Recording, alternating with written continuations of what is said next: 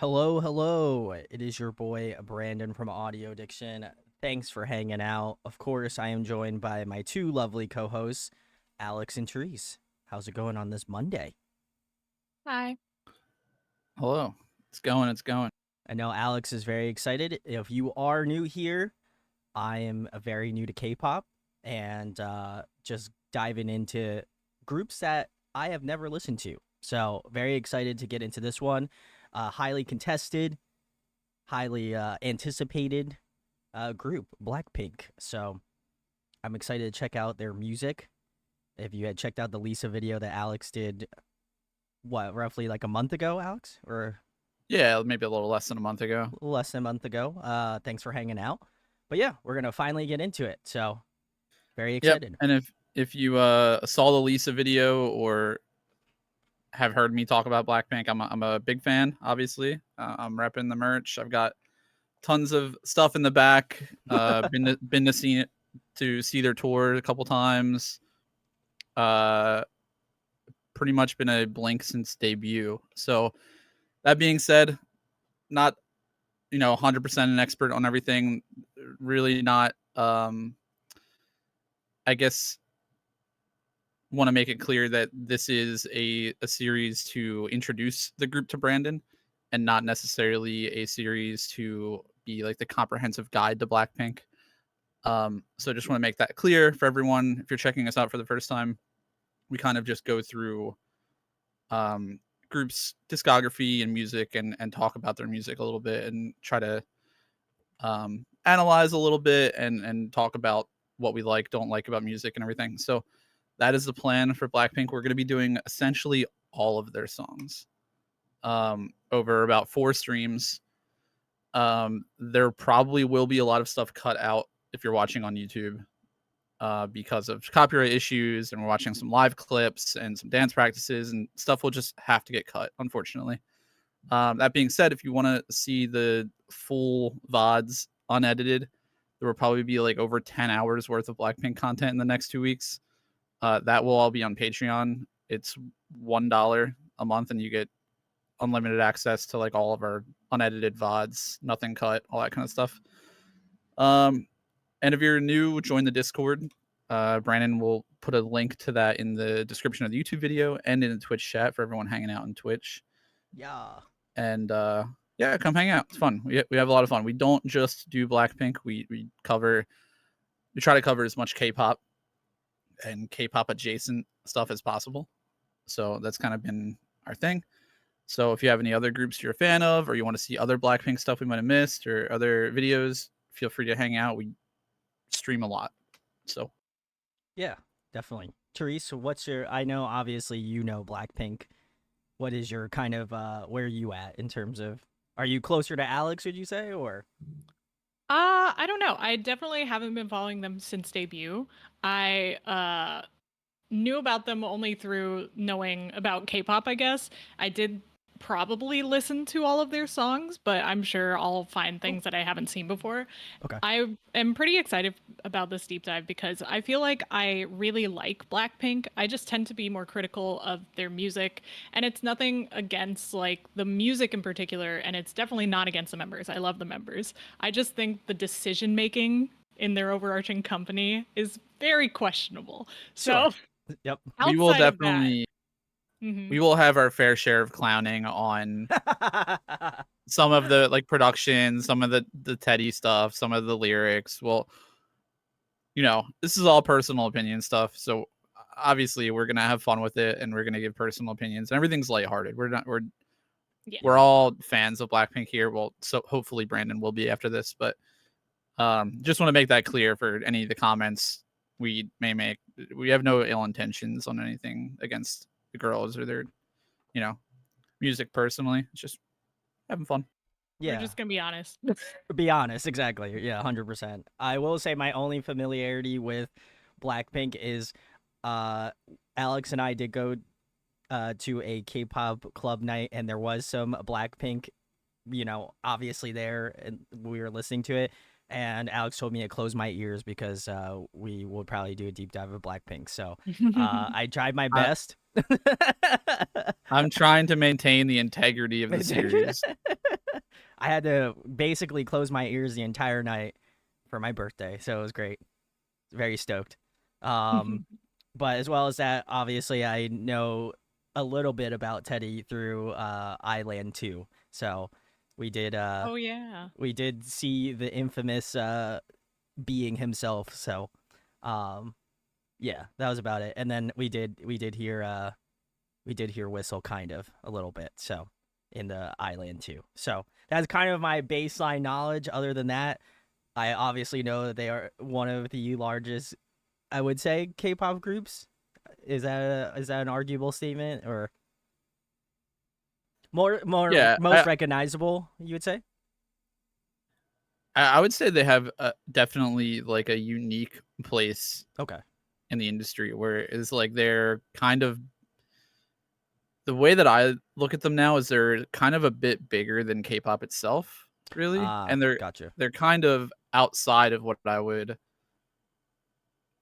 if I'm like talking about other K-pop groups or other K-pop girl groups, I'm not really including Blackpink in a conversation if I'm comparing like LE SSERAFIM and IVE or something. It's a very different conversation. Sure. Yeah. They're a group that has like a very different legacy and has gone very mainstream and continues to do stuff that is very like mainstream celebrity. And it's like Blackpink, I think at this point, the way I understand it, is just a part of their larger careers as individuals and Okay. as a group. I kind of consider them as like the first global group, like Yeah. trying to reach Okay, outside of sure. K-pop. That would make sense. I was just trying to put And it I into definitely, perspective. and I think if you're talking like household names for K-pop, yeah, it's got to be, you know, them and BTS have to be the, you know, the 1 and 2. Yeah. In no particular order. Sure, absolutely. Well, I'm glad that we tackled BTS last month, or 2 months ago now at this point, roughly. And obviously, we're getting into another large K-pop group, so very excited. What do we have on? Well, we're obviously going down the list. Alex put together the playlist here, so I'm gonna spare everyone me reading a bunch of stuff and just tell you that we're doing debut up until Kiss and Make Up today. We're doing every song in between, including like a live stage remix and like all the B-sides and stuff. So we're essentially doing everything up until Kiss and Make Up today, and then we will move on to the next stuff down the list eventually on Wednesday, and then we will get to closing of their group activities and, well, thus far, and then all the solo stuff. Very nice. I guess I will just give a very, very brief description or, you know, bio of Blackpink. Sure. So they debuted August 8th. So almost their anniversary. Yeah, almost. Yeah. 3 days away of 2016. So we're coming up on their 8th anniversary in 3 days. Wow. Kudos. They're obviously from YG Entertainment. Got 4 members: Jisoo, Jennie, Rose, and Lisa. That's, I think, all we really need to start off with. I mean, we can talk about more individual stuff, I think, as we watch some videos and move closer to the solos and stuff. I was trying to go through because I'm like, what's Kiss and Make Up? And I didn't realize it was a Dua Lipa song they were on back in the day. Let's Spoilers. go. Spoiler.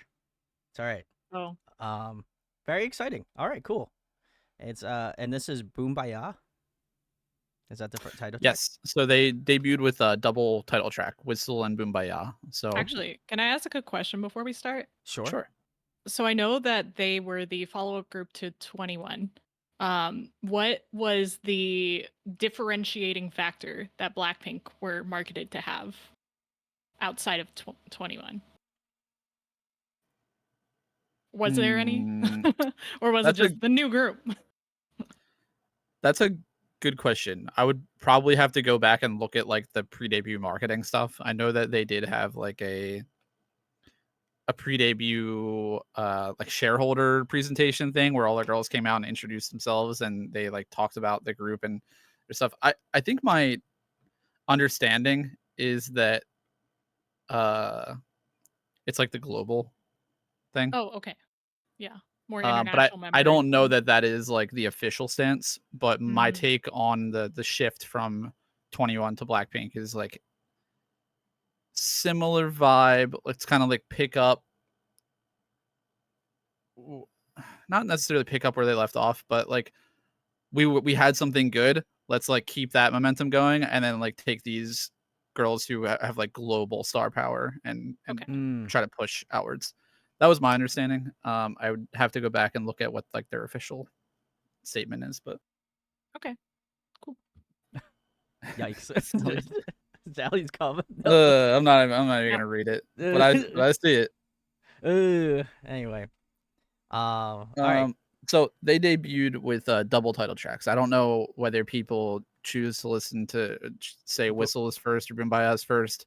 They both came out on the same day, so we Yeah. are going to start with Boombayah. Doesn't matter. We're gonna check out both of them. So that is the most crucial. So, all right, cool. Let's get into it.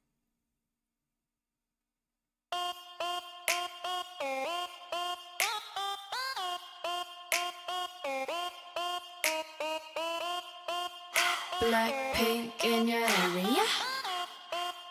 Blackpink in your area. Being a bad girl, I know I am. And I'm so hot, I need a fan. I don't want a boy, I need a man. Click, clack, bada bing, bada boom. 문을 봐, 참이 모든 날 바라본 그지 애써. 노력가 안 해도 모든 남자들의 코피가 팡팡팡.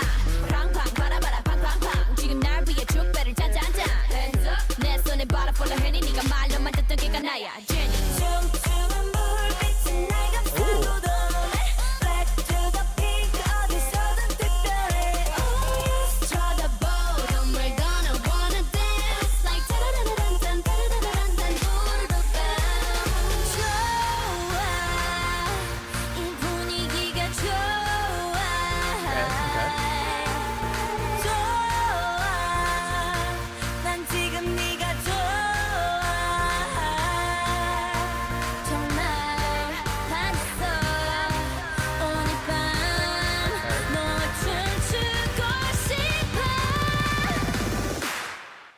Boombayah. Okay. Yeah, yeah, yeah, Boombayah. Yeah, yeah, yeah, Boombayah. Yeah, yeah, yeah, yeah. Boom, boom, ba, boom, boom, ba. Oppa. Yeah, yeah, yeah, yeah, yeah, yeah, yeah, yeah, yeah. Yeah, yeah, yeah, yeah, yeah, yeah, yeah, yeah, yeah. Yeah, yeah, yeah, yeah, yeah, yeah, yeah, yeah, yeah. Yeah, yeah, yeah, yeah, yeah, yeah, yeah. Boom, boom, ba, Boombayah. Blackpink in your area. 이제 달려야지 뭘 어떡해 난 철없어 겁없어 man Middle finger up F you pay me 90s baby I pump up the jam 달려봐 달려봐 오빠야 Lambo 오늘은 너와 나 젊음을 gamble 감히 난 막지마 혹시나 누가 날 막아도 I'ma go brrr Rambo 네 손이 내 허리를 감싸고도 Front to my back 내 몸매는 특별해 네 눈빛은 I know you wanna touch Like touch touch touch touch 두루루 빠 좋아 이 분위기가 좋아 That's sick. Yeah. 좋아 난 지금 네가 좋아 Forgot how iconic this dance was back then. 정말 멋있어 오늘 밤 너와 춤추고 싶어 Boombayah Yeah yeah yeah Boombayah Yeah yeah yeah Boombayah Yeah yeah yeah yeah Boom boom ba boom boom ba Oppa Yeah yeah yeah yeah yeah yeah I was surprised to see the hair whip. That's like a metal thing for sure. Aerography. Really works.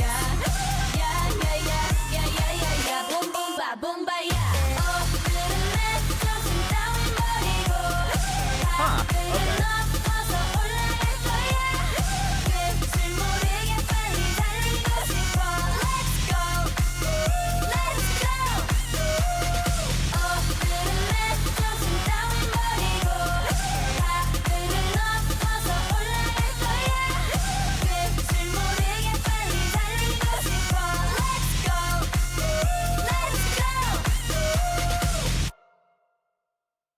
right, cool. Well, that is the first one that started off. Boombayah from Blackpink. If you're joining us, All right, Brandon, start us off. I guess I gotta go You first have since to. this is the first Oh Blackpink yeah. song I've heard. I think, to my recollection at least.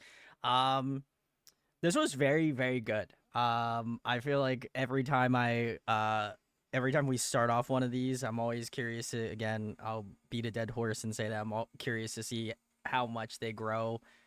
Obviously, they've been doing it for a long time, so I'm curious to see how much their sound changes. Um, I will say the one thing that stood out to me that was like a little odd was that pre-chorus. It does feel like a measure long. Like it feels like you're like, okay, we're gonna get into like the chorus part, but then you get more pre-chorus, and then you get into that like chorus, which I thought was interesting. I didn't necessarily think it was bad. I was just kind of like expecting, because typically like pre-choruses are like a bar or two, and I felt like maybe like a bar and a half, which was like completely fine. It feels like it borrows a lot from like EDM structure, where sometimes they'll Sure. really elongate the build up, Yeah. which I think like makes sense for the song style. Yeah, I think it was meant to be a tease. It is a little tease, yeah, for sure. And then in a similar vein, the like final chorus also, I like how they continued that like melody of that final chorus. They extended it as well. I couldn't get over like that like that ooh, like that vibrato like vocal peeking through like the mix super hard. So obviously I feel like I would probably hear more of that in more future Blackpink songs, I'd imagine. And obviously I heard their key catch line, which is Blackpink in your area, which I imagine I will hear many, many, many more times throughout this stream and future streams. Yep. So I picked up on that pretty easily. But beyond that, I thought it was a great track. I thought the song was very fun. I don't know if I have a particular member that I thought stood out more than others. I kind of liked all of them at a like very baseline level. But yeah, I thought it was good. I really enjoyed it. I'm curious for people, especially in chat as well, that like how well people think this song aged. Because again, it came out 7 years ago, so I'm curious to see how 8 people years think ago of in it. 3 Or days. 8 years ago in 3 days. So I'm curious to see what people think about that, just considering it's been out for such a long time. And I don't know where people fall at in terms of like when they got into Blackpink, because sure you have different eras, of course. But yeah, no, I thought it was very solid. I kind of I want to Go say ahead. something about that. All right, go ahead. I know this song as like an iconic Blackpink song. I think the sound of it has held up for a very long time. Like it was one of the first songs I added to a K-pop playlist, and it's still on that playlist. I still like listening to it. But there is something that I don't like about it, which is how like Native American influenced it is, which Okay. is especially hard to grasp when there aren't any American members in this global group. It's really hard like watching it now. I don't think it ages as well for me with the music video with like very obvious nods to Native American choreography and sort of like tribal rain dancing. But if I try to ignore the little yell they do in the song, if I try to ignore those nods in the choreography, I do think it sounds really good as just an EDM song. I love the way that the members are mixed into the music, and I think they still have like pretty distinct individual voices that you can pick out. But they're also kind of mixed well together to sound really good together. Which is important for a new group when you're curious about their different voices, but you still want to be able to hear them as like an ensemble. Sure. Yeah. I think that's pretty cool. For I guess to touch on what Therese was saying, I also think like I guess I'm gonna have to speak on this song looking past that as well. Definitely, like Therese said, is not aged super well in that sense, because I feel like there was definitely a time where K-pop was forced to recognize a lot of like appropriation issues, Ah, okay. and it was like it seemed like it was just kind of swept under the rug for a while. And I think that that has like been a constant game of catch up for K-pop with a lot of like mostly Western culture, it seems. Um, Yeah, it's something that I feel like only Americans would notice. Or yes, yeah. And That's which fair. like is I don't think I guess my point is I don't think it's malicious. right.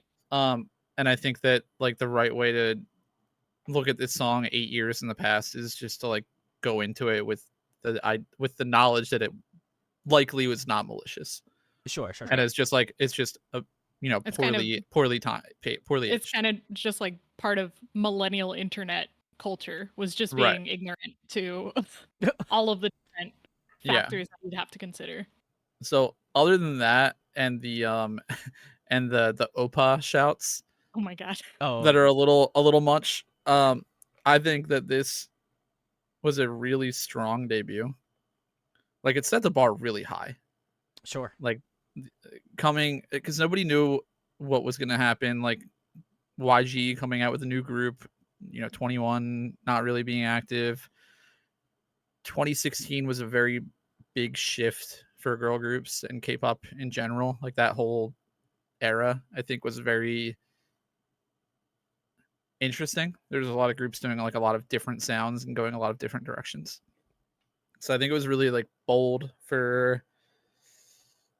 and smart for YG to come out like swinging with an EDM song like this Mm. that is just like super in your face. Like the lyrics are aggressive, the choreo is like super aggressive. It's super like it's big choreo. Oh, Is, for I sure. guess Yeah. how I can describe it. It's very like a lot of big movements. So I think they came out swinging. I think it was a really iconic, like Therese said, debut. I think it holds up fairly well, and I think that anybody who was like into Blackpink when they debuted or into K-pop when Blackpink debuted probably like remembers like the hype and Mm. the commotion that came because of these first two debut songs and stuff following. So you will also be hearing, like you said, a lot of the Blackpink in your area, and you'll also be hearing a lot of the Phrygian scale. Yes, I did notice that. Yeah. That was like one Teddy of the first thing loves I put. Teddy loves the Phrygian scale, Yeah. and I guess your first taste in YG Festival ending. Kind of, Which yeah. you I mean, also get to learn My about very favorite. quickly. Unironically. Sometimes it's great. Sometimes Yeah. it's not, but sometimes it's really good. I feel like I'm never Oh, going go ahead, Therese. Sorry. I was gonna say I'm never going to be upset that there is more song unless it's a bad song. And then you will complain. I feel like we've gotten little tastes of YG Festival in some of the groups we've covered before. But I do feel like what I've noticed is like sometimes YG Festival is like when YG Festival hits, like you're like, ooh, okay, this is really good. And sometimes when it doesn't hit, it's like, ooh. You're gonna witness both. Yeah, I'm firsthand. sure I will. I would expect nothing less, honestly. So, but overall, I thought it was. I mean, again, I feel like if I was listening to K-pop 8 years ago, then I feel like I'd be pretty hyped about this. So, I was definitely not listening to K-pop 8 years ago. So, can confirm. Yeah, I have heard Baby Monster, so I do know the festival astros. Yeah, we've gotten a little taste, but it's cool to consider the source, because I think was this Teddy's first like produced group, or I'm just curious. No, Oh, okay, no, I didn't know. no. He's been producing forever. He was also an idol himself. So Oh, wow. Okay, did not know that. CC says, fun fact: Miyeon from G Idol was supposed to debut with Blackpink. Did not know that. Huh. Very cool. And then Youthful says Teddy produced for 21 as well. Okay. Thanks for that, Chad. All right. we're gonna move on to another very iconic song, Whistle. So let's True. go.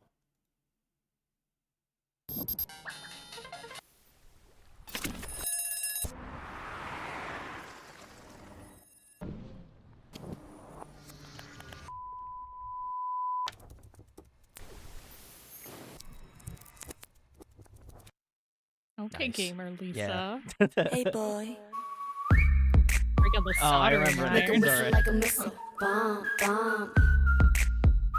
Every time I show up, blow up. Make him whistle like a missile. Bomb, bomb.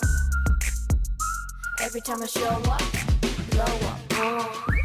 너무 아름다워 널 잊을 수가 없어 그 눈빛이 아직 나를 이렇게 설레게 해 Boom boom 24, 365 오직 너와 같이 하고파 낮에도 이 밤에도 이렇게 너를 원해 Yeah. 모든 남자들이 날 매일 check out 대부분이 날 가질 수 있다 착각할 때 많은 건 원치 않아 맘을 원해 난넌 심장을 도려내 보여봐 아주 씩씩하게 대로 씩씩하게 so hot 내가 어쩔 줄 모르게 해 나지막히 불러줘 내 귓가에 도는 휘파람 피던 이대로 지나치지 마요 너도 나처럼 날 잊을 수가 없다면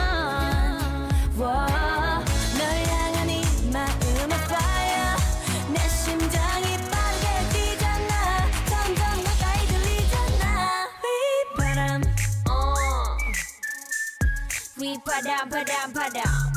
Can you hear that? We bada bada bada bum. We padam. We padam, padam, padam. Can you hear that? We bada bada bada ASMR voices. Hold up. 아무 말 하지 마. Just whistle to my heart. 그 소리가 지금 나를 이렇게 설레게 해. Boom boom. 생각은 지루해. 느낌이 Every day, Clean. all day 내 곁에만 있어도 zoom zoom 언제나는 stylin' 도도하지만 네 앞에선 darling 뜨거워지잖아 like a desert island 널 알아갈수록 울려대는 맘속 그만 내빼 넘어와라 내게 boy 이젠 checkmate 게임은 내가 win 난 널 택해 안아줘도 세게 눈 감는 가로채 하기 전에 내가 이대로 지나치지 마요 너도 나처럼 날 잊을 수가 없다면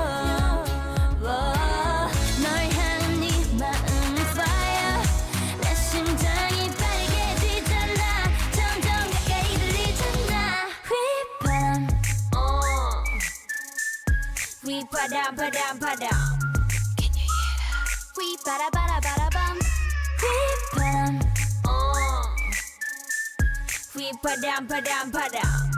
Can you hear that? We bada bada bada bum. This beat got me feeling like 바람처럼 스쳐가는 흔한 인연이 아니길 많은 말은 필요 없어 지금 너의 곁에 나를 데려가줘 Cool run. Nice. Make him whistle like a missile bomb bomb Every time I show up blow up Make him whistle like a missile bomb bomb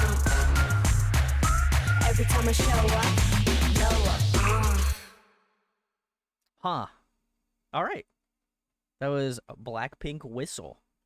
You're hanging out. Very nice. All right. Now I've listened to the first two title songs from Blackpink. Wow, these are vastly different songs. Yes, God. they are. They are 180s. I kind of feel like it was intentional for obviously they were released at the same time. So I feel like it was kind of intentional to have it like weirdly enough be like a yin to a yang almost, where I feel like sonically the first song is like very in your face aggressive, as Alex pointed, and I think this song is like the opposite of that, where it's like obviously there is like there obviously is some like big elements. I think more so in the production, the sound feels very like 360 almost. But I also think at the same point they utilize a lot of different like techniques in this song that I felt like maybe in the first one they obviously wouldn't have made sense for that song. So I appreciate that the two songs feel like you're getting that range. You're getting the different sides of what Blackpink does. So I gotta give them a kudos for that. Um, the beginning of the song, I remember watching just that clip 1.5 million times on Island 2 when they kept zooming in, and I was just like, I'm gonna remember this whistle section for like fucking forever. So as soon as the song came on, I was like, okay, yeah. I was like, the ladies of Island 2 crushed it as well. Big salutes. But really like the beginning part of the song. I think, again, very similarly to the last song, I was also thrown off by the pre-chorus for this one because they brought in like acoustic guitar and like these really like the way that the pre-chorus starts off is almost like a snare roll a little bit, and then they get into this like acoustic guitar section, and then they like change it back to this like light EDM like trap kind of like 808 sort of vibe in the chorus. Yeah, it's like chill trap or Chill something. trap, which is fine. I thought it was unique. I like it. And then they brought that like acoustic like snare kind of section back in the, I would assume it's a bridge. But I like how they kind of expanded it a little bit more. I thought for sure we were just gonna do the verse chorus thing. But overall I thought it was very good. Definitely a little bit more like mellow, I guess, per se. I think like at least the instrumentation was more mellow. And there was a lot of like cool panning and stuff, like that water dropping sound and stuff was like really panned interestingly. But yeah, that was kind of, this one was more like, I think maybe more from a production standpoint, I enjoyed this one more just because it was more interesting and more out there. Um, and I think it gives the ladies at least a little bit more space to grow. You could tell like they were trying to do different things, like the vocal styling was like definitely different. So overall I thought they were both great title tracks, but I think they were both great title tracks for different reasons. And I think I'm curious to see again how all of these songs kind of mesh together in terms of going further. So yeah, I'm pretty solid on both of these. They're both very good songs. Nice. This is my preferred track out of the two. I like this song for sure more. Fair enough. Not that because I obviously love Boombayah as well. But this one I feel like, kind of to build on what you were saying, Brandon, leaves a lot more room for like vocals and a lot more room for, I guess it's really, yeah, I mean, vocals. It doesn't rely as much on like the heavy, hard hitting beat and like the monster choreo as much as it relies on a pretty minimal beat with like just a really strong 808 and some kind of like, I don't know, very, Therese probably has a better word for it than I do, but like the sounds that are going on in the song are very like they're sharp ADHD sounds. Yeah. Going on. Actually, I saw Sarah had a good comment that said, if this makes sense, that song felt like when something is so cold it feels hot. Which I understand. Okay. Well, that's definitely a Thereseism. Yeah. Cut from the same cloth. Yeah, I was gonna say you guys are cut from the same cloth, so that's fair. I think that if I'm talking about the instrumental here, I think that I didn't really love that the pre-chorus utilized like the guitar so much, the acoustic guitar, and then like an electric on top of it, until you get to the bridge. That makes sense. And that sort of makes sense and ties it together, and then retroactively it all makes it better. Yeah. I think. Yeah, big facts. 100%. Had that bridge not been constructed the way it was, I don't think I would like the pre-chorus as much as I do. I agree. I think it's very like it kind of goes in with what we said for Boombayah. It adds to the tease a lot, where you're like, but where is this gonna go? Where is this gonna go? And then you see where it goes, and you're like, fully satisfied. Yeah. I guess my last note here is that it is just so odd having like kept up with Blackpink for their entire discography, careers so far.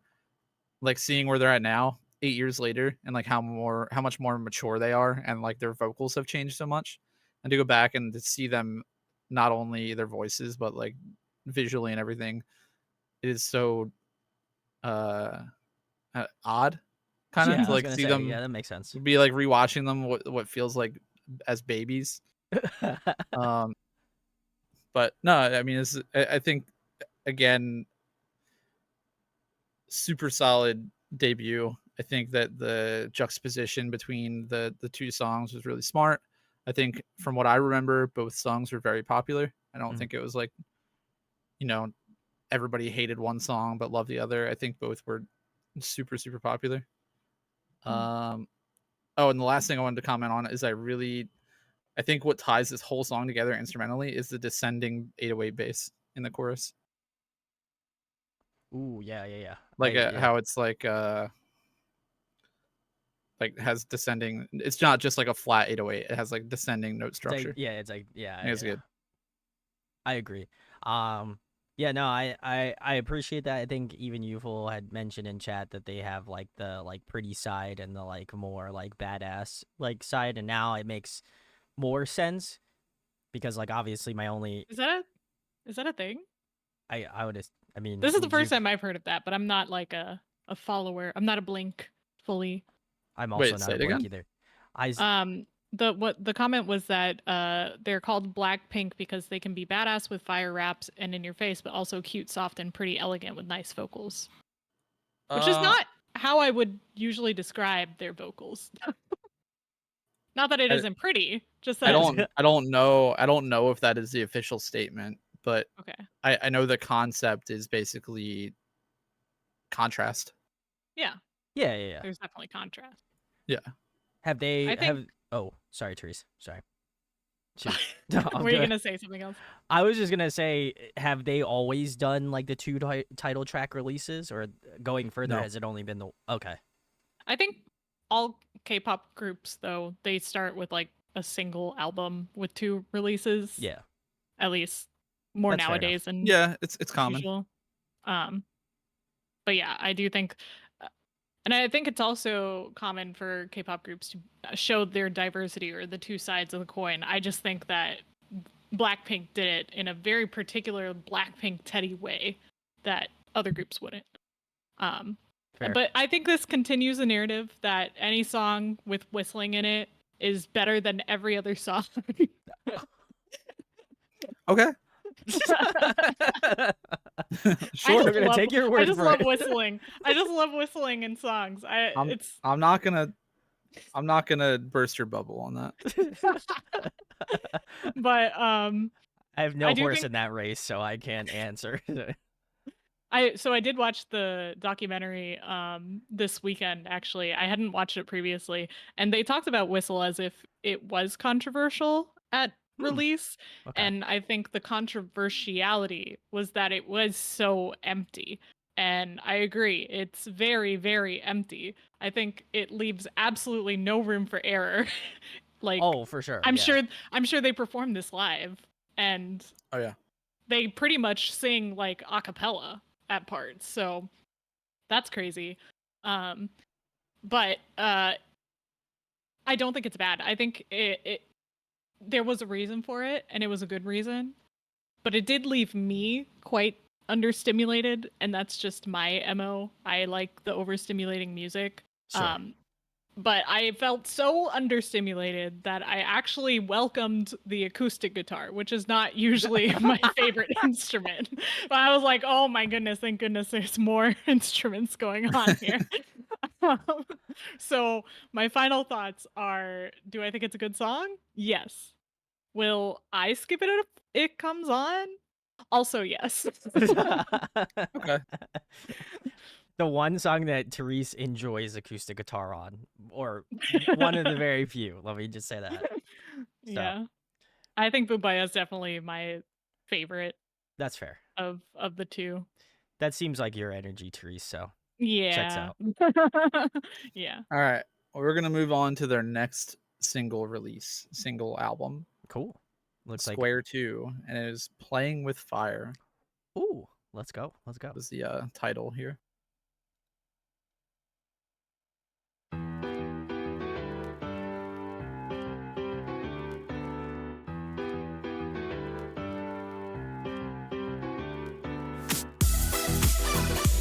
Okay.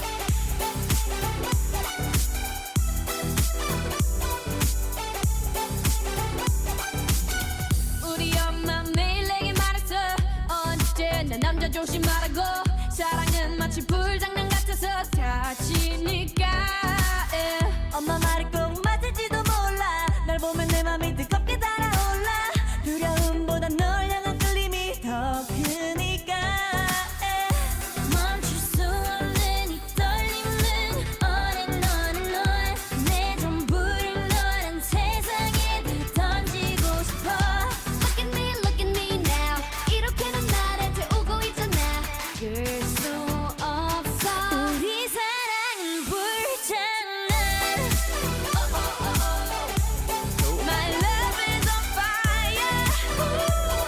Now burn baby burn 불장난 Oh oh oh oh My love is on fire Ooh. So don't play with me boy 불장난 Oh no 난 이미 멀리 와버렸는 girl 어느새 이 모든 게 장난이 아닌 girl 사랑이는 빨간 불씨 불어라 바람 더 커져가는 불길 이게 약인지 독인지 우리 엄마도 몰라 내 맘 도둑인데 왜 경찰도 몰라 불붙은 내 심장이 더 부어라 너는 기름 Kiss him while I diss him I don't know but I miss him 중독을 넘어서 네 사랑은 crack 내 심장의 색깔은 black 멈출 수 없는 이 떨림은 on and on and on 내 전부를 너란 불길 속으로 던지고 싶어 Look at me now 이렇게 넌 나를 태우고 있잖아 그럴 수 없어 우리 사랑은 불장난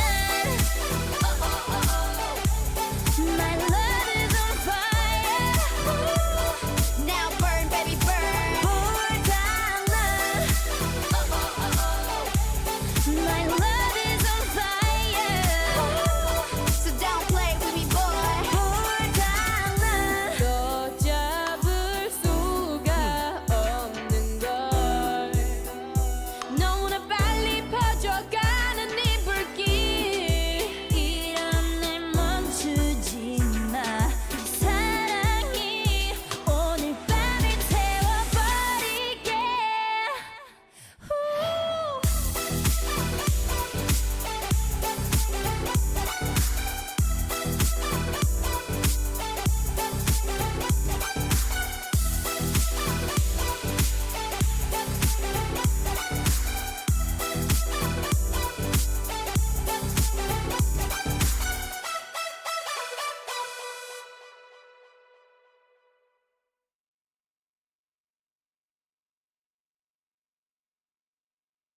All right, cool. God, we're not getting into this one. Sorry. All right, cool. All right, that was Playing with Fire if you're hanging out. Very nice. How we feeling? This one was also very good. I was surprised that because this came out how many months after Whistle and Boombayah? 3 months. 3 months? Okay. Yeah, I feel like this is kind of like I want to say like sonically I don't feel like it's kind of a combination of their first two singles, but I like how this kind of has more of I think it has more of a chill like electro pop kind of like little like chill EDM type feel that Whistle had, even though obviously there's like some tropical house mixed in there certainly. I thought it was very interesting. I kind of like the movement in the song. I probably would need to give this one another listen. The person I think I liked the most in the song, and you can correct me if I'm wrong, but I'm almost positive it was Jenny who does like the rapping in the song. I mean, Lisa had the longest Lisa had rap. Lisa had the rap. really long rap part. Yeah. Okay, so then it was probably Lisa. She has the then. bangs consistently. Ah, okay. Yeah. Um, Yeah, if you go back, that Yeah, click that. That's Jenny. Okay, this is That's Lisa. Lisa. It was whoever. Okay, so it was probably Lisa then. I enjoyed her parts the most. Like, just I think she's got like a very unique she's got a unique vocal tone when she like raps. Like it's very like how I'm trying to place it. It reminds me, and this is not to just like characterize someone in a specific bubble, but like it gives me like Soyeon vibes from like G Idol, like that, like real like cut, like tone wise. I feel like obviously it's not the same thing, but like her voice like cuts through. Like you can tell, like you know how there's certain members you can tell that have like a specific like vocal tone. That to me, that to me at least vocally, like she has that same sort of like vocal aura that like you're like, okay, when you hear a song you're like, okay, I know distinctly who that is. Obviously I don't know the members very well, so that's probably on me, but I think in terms of the song, whoever had that like real kind of like almost like little nasally, I guess, per se, but like she's got like a very unique kind of vocal tone that I appreciated. I think it cut through the song very well.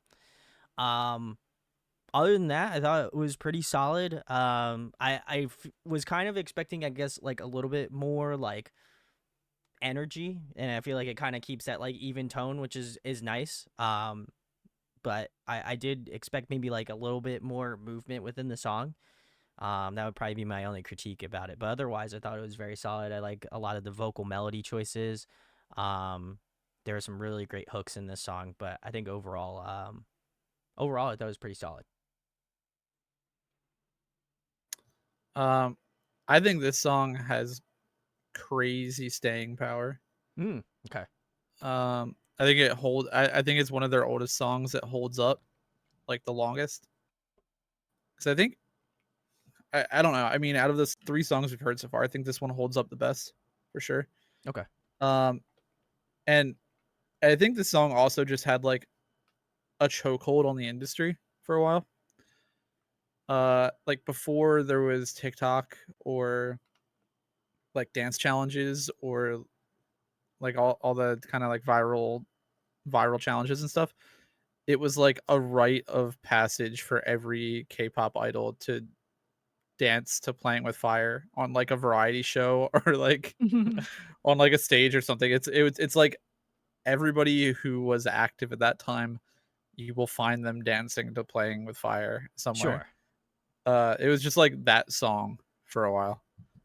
And I'm pretty sure it went on to, because it came out like right before award season, so it was like a big performance song for them. Okay. And I think it holds up really well. I think Lisa getting like a really, really long rap verse here was great. I think Jenny's vocals shine here more than they have in the prior songs, which is great. I think Jenny's super, super talented vocalist. Obviously, all our girls are very good singers, but I don't know. I think I actually never really thought about how to characterize the song as far as like what kind of beat it is, like a tropical house beat or like I can't really pinpoint it. I guess it is sort of like a tropical house song, but yeah, I'm a big fan. I think that the 3 songs we've heard so far, this is my favorite. Okay. I don't know if it's because I've heard it so many times. I think it's a little too safe for me now. Like it's a good song. It's a good jam. I don't need to listen to it anymore. Like I had a good run with it, and now I'm like moved on. You had your phase. Is what... But I do think it's still really good. I think it's a really fun one that you can like sing along with others at a concert. I think most of their songs are just really good concert songs because I've never been to a BLACKPINK concert. I'll probably never be able to go based on ticket sales, but I do think they have one of the best, like 4 of the best stage presences in K-pop. So yeah, it's a good song. It's fun time. I learn a little more Korean. Mm. I do think there's a consistency of their songs having a pretty consistent melody that just carries on throughout the entire song. And that's something that I'm not a huge fan of in Western pop. So I kind of wish it did more, and it does do more than that in the production, but it doesn't give me enough to like grab onto. I just remember the melody as a catchy thing, but it's not a song that I would actively listen to. Okay, it's like autopilot almost. Yeah. Yeah. Like these are all songs that I can have on in the background and be jamming, but I'm not with my headphones on, sitting in a chair just listening, you know? And that's my favorite way to listen to music. I agree. I'm kind of in the same boat as Therese on that. Like the active listening. That's why I'm like trying to like pick out things that I like about the song. I think I agree with Therese, like the melody choice is great. I do think it's like I was trying to find the words to kind of like antiquated to, and I think Therese actually stole the words out of my brain, which was that I do feel like it was a little safe. But again, I feel like I can't really make that assumption because I again have not listened to Blackpink, and that's why we're doing this. But I feel like in terms of like the 3 songs that were out, and if I was like freshly getting into Blackpink, I would think in terms of this one, I can imagine this one staying like a tried and true like song throughout like their discography. But I would also say like at least to me, I feel like there might be songs that are maybe a little bit more memorable, or like they have a better like staying power, where I felt like this one is just like the workhorse, you know, like it's gonna be good like throughout a good majority of time. But also at the same point, it's like it is kind of like that like slow and steady, you know. So I do think Blackpink in general, that's something I struggle with really liking about their music, because I think a lot of their music is kind of just zero brain cell. You don't have to think about it to listen to it, you know? And that there's nothing wrong with that. I'm not saying anyone that I'm not saying that anyone that listens to them has zero brain cells, but I'm you just might saying, want to like, clarify that. If you listen to Blackpink, you have crazy. no brains. Crazy. It just doesn't take a lot of analysis to be like, oh, I like this song. Oh my god. I will say it was whoever did the like padam padam padam like in this song specifically, that was like who I was thinking of. So I don't know. I think it's mostly Jenny. Okay, so then that was yeah. probably Okay, Jenny. I was wondering because when you said like a sort of nasally voice, I was not thinking Lisa. Lisa has more of like a husky voice, and then Rose has, I think, the most nasally, but that's definitely more vocal. Definitely. Not like okay. Yeah. Rose has like a nasally, like sharp voice. Yeah. Is the way I think of it. And Okay. Jisoo has like a thicker voice. Yeah. Okay. Yeah. I think I could pick that up. Yeah. Jisoo has like I don't know if you'd understand this, but the K-drama OST voice. Yeah. I think I know what you're talking about. But okay. Yeah. Okay. Now I'm starting to piecemeal them. I don't know how, like, in terms of like, obviously I try to get a good like shot of all of them, but this is it's Lisa, Rose, Jenny, Jisoo. It's not helpful that you can't see any of their faces, really. I know, but it was not a very good frame, but it's all right. I tried to get them all like lined up. Jenny usually looks kind of angry at you. Lisa always has bangs. Rose is usually blonde. Okay. And Jisoo is really pretty. Well, not to be confused with the other 3 really pretty ones. yeah. Sounds like a very hard task to follow, Therese, I think. Wait, I gave you the perfect guide. That's true. Yeah. Okay. Sorry. I won't actually, consider the source Alex, but it's okay. Listen to what Therese has just pick out what they're wearing. All right. The second song off of this single album, Stay, is the next song. Okay. Let's go.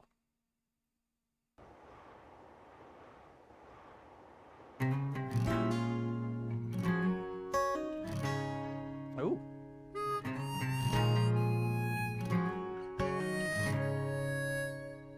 Huh?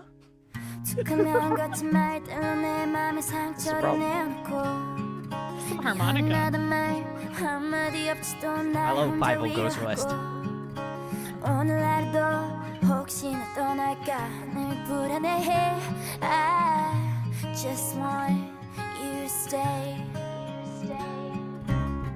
점점 무뎌져가는 너의 그 무표정 속에 점점 내려놓은 잠을 거울에 속삭이곤 해 늘 당연하게 생각하는 너지만 그게 너다워 그래도 stay, stay, stay with me 널 닮은 듯한 슬픈 멜로디 이렇게 나를 울리는데 네 향기는 달콤한 felony 너무 밉지만 사랑해 어두운 밤이 날 가두기 전에 내 곁을 떠나지 마 아직 날 사랑하니 내 맘과 같다면 오늘은 떠나지 마 굳이 너여야만 하는 이유 묻지 마 그저 내 곁에 stay with me It goes a little something Ready to bring out the washboard.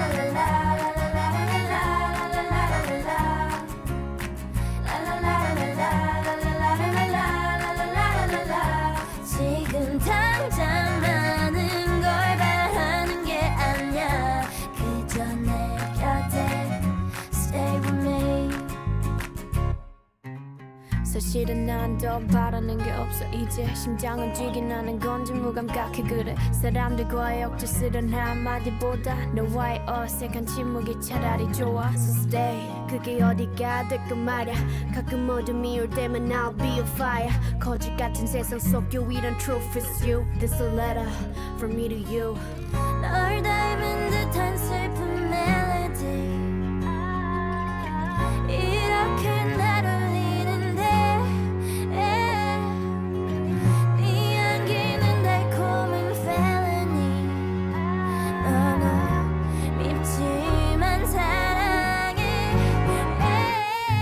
어두운 밤이 날 가두기 전에 내 곁을 떠나지 마 아직 날 사랑하니 내 맘과 같다면 오늘은 떠나지 마 굳이 너여야만 하는 이유 묻지 마 그저 내 곁에 stay with me It goes a little something like la la la la la la la la la la la la la la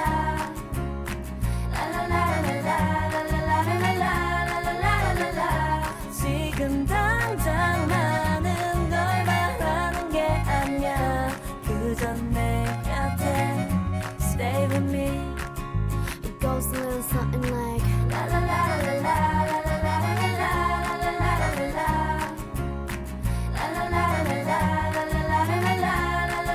la 지금 당장 많은 걸 바라는 게 아니야 그저 내 곁에 stay with me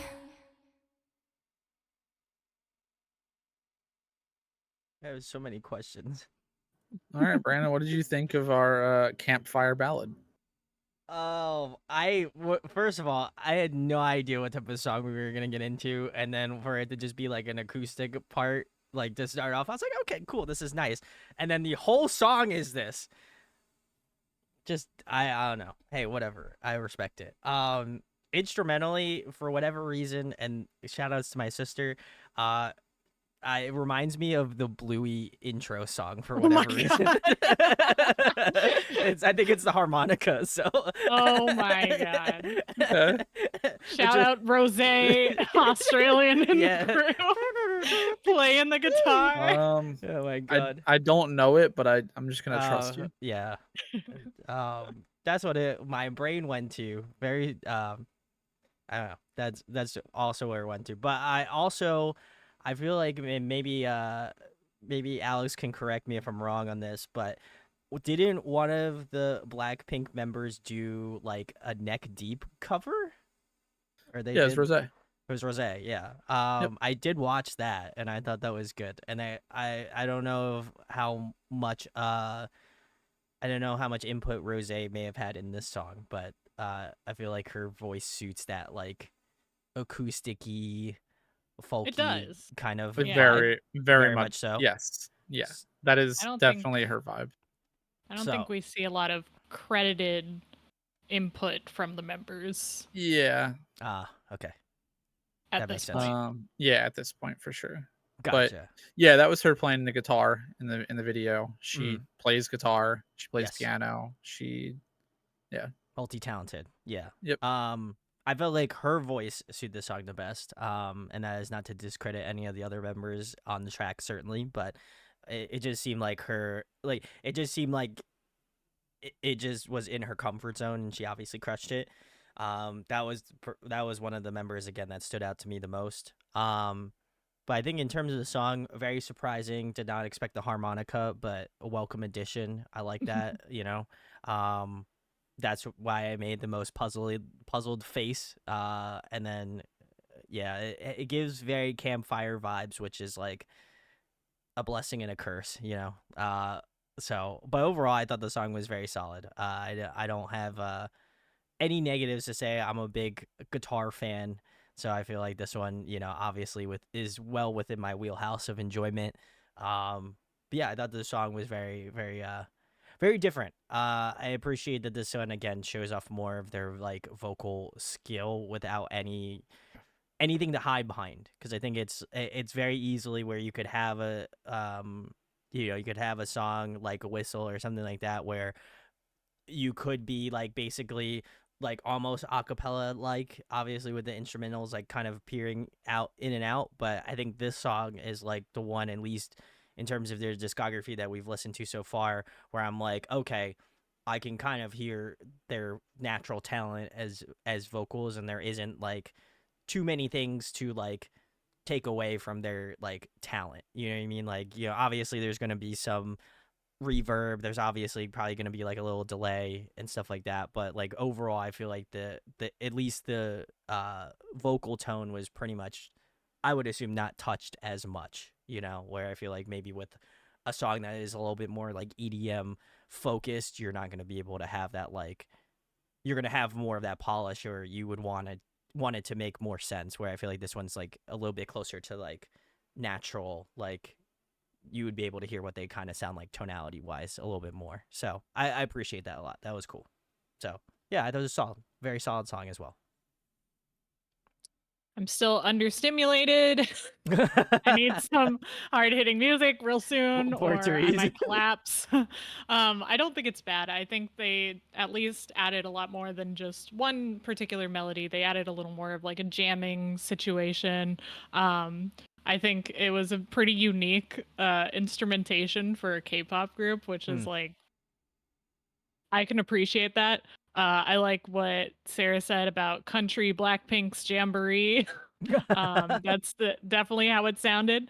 No, I thought it was great. The only thing I pointed out was like I really liked how Jenny enunciated her stay, stay, stay. It was very good, like crunchy sort of sound.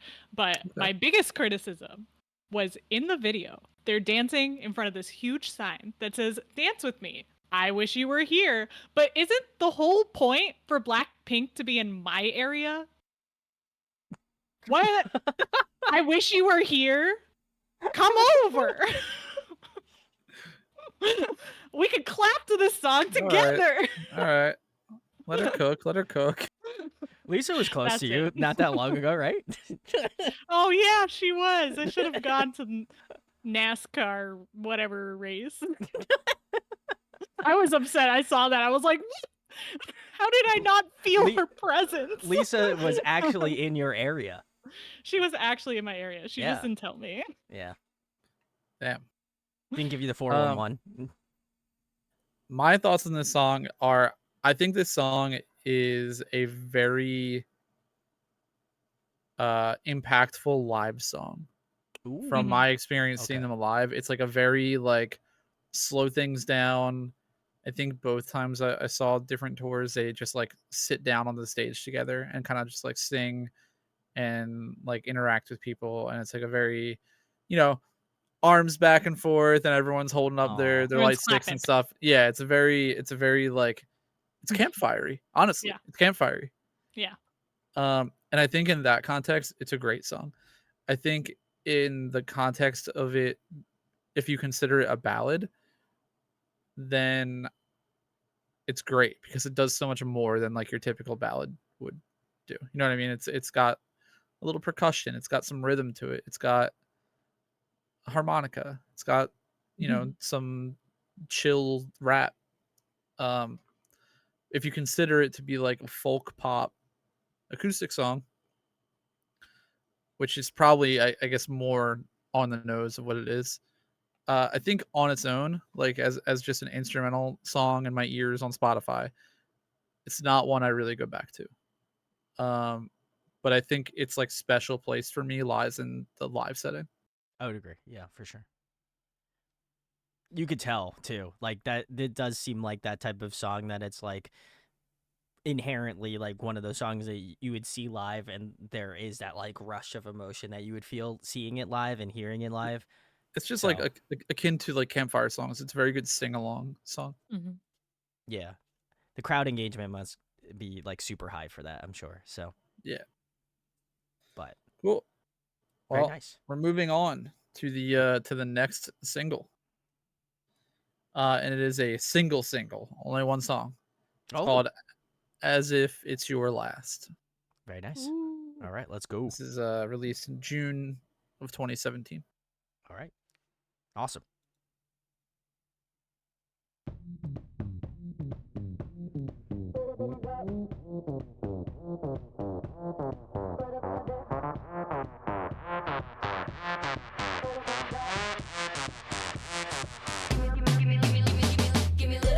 너 뭔데 자꾸 생각나 자존심 상해 애 같아 얼굴이 뜨겁고 가슴은 계속 뛰어 내 몸이 맘대로 안 돼 어지러워 넌 한줌의 모래 같아 잡힐 듯 잡히지 않아 넌 쉽지 않은 걸 그래서 더 끌어 내 맘이 맘대로 안 돼 지금 너를 원하는데 숨결이 느껴지니 널 바라보고 있어 I'm missing you So tonight won't you set me free